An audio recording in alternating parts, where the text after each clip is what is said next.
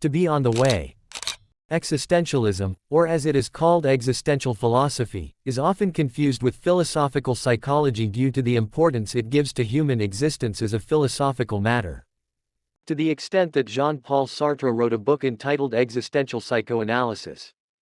Among the philosophers of this field, the one who studied psychiatry specifically and seriously is Karl Jaspers. Jaspers puts a lot of emphasis on communication. Man becomes himself only in relation to other human beings, not by mere knowledge. We are ourselves only to the degree that others are themselves, and we are free to the extent that others are free. Communication is necessary for philosophical thinking, because in philosophical discussion, there is a need for sympathy so that one being can contact another being. Philosophical communication requires a dialogue that is against any kind of dogmatism, and it is only in existential communication that true dialogue emerges. In such a relationship, one must have the courage to make mistakes. A person who only wants to do the right things and show the right will never reach the threshold of action. And it will never enter the flow of communication. If I want to be real, I have to expose myself to mistakes.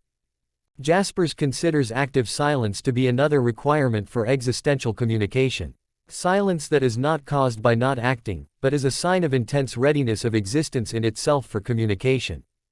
Silence in communication makes the other person speak. Jaspers believes that people who cannot participate in silence are not worthy of direct and real communication. Jaspers makes it possible to understand deep situations such as suffering, anxiety, guilt and love in the light of the openness that silence brings. Another element that Jaspers considers to be involved in the formation of existential communication is loneliness. Communication always happens between two people who remain two people connected at the same time. Just as you cannot be yourself without communication, you cannot communicate without being alone.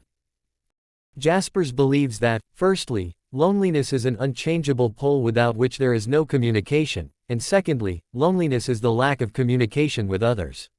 If I want to choose loneliness and avoid real communication, I have actually given up my own existence and not just the other, I have also betrayed myself. But existential communication is in danger of failure like any other communication. Now, if the connection is lost, I fail and lose my true being. Wherever the relationship is broken, I am also broken. The relationship that Jaspers talks about does not appear in conventional social relationships that are accompanied by pretense and hypocrisy, because such a relationship depends on the parties not seeing each other as things, and trying to deal with each other from the bottom of their being. In his discussion about communication, Jaspers both describes and advises. In terms of description, he says, without interpersonal communication, man cannot achieve himself, he does not seek excellence, and even philosophy does not arise. And as a recommendation, by referring to the unique conditions that have arisen in contemporary history, he invites a person to a sincere communication. From Jaspers' point of view, communication is not something incidental to the essence of existence, but it is in these connections and relations that the truth of the individual is based. He even considers the consistency of philosophy dependent on relationship, because philosophy begins with the clarity of existence, and since the essence of existence is in relationship, then philosophy will also be the result of relationship.